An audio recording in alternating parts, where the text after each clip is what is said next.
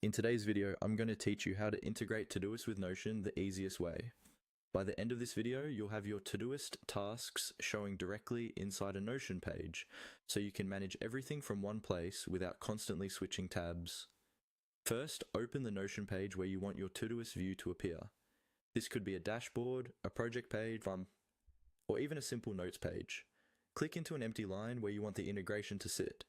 Now, start typing a /, then the word embed right after it. As you type, Notion will show a list of commands and blocks you can insert. You're looking for the option called embed. When it appears in the list, click on it. This tells Notion that you want to embed content from another website or app. Next, we need the link from Todoist that we're going to embed. Open Todoist in your browser and navigate to the exact view you want to see in Notion. That could be your inbox, today view, a specific project, or even a filtered view. Once you're on the right page, go up to your browser's address bar and copy the full URL. This is the link Notion will use to display your Todoist interface.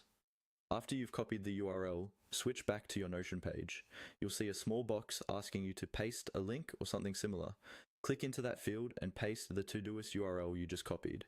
Take a quick moment to make sure there are no extra spaces before or after the link, because sometimes that can cause errors. When the link is in place, you'll see a button that says Embed Link. Go ahead and click on that. Notion will process the URL and, after a short moment, your Todoist view should appear directly inside the page as an embedded window. You can click and drag the corners of this embed to resize it so it fits nicely with the rest of your layout.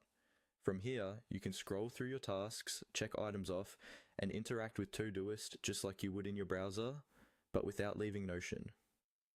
That's all you need to do to integrate Todoist with Notion using the embed block. It's a quick, straightforward setup that gives you a simple, unified workspace for your notes and tasks.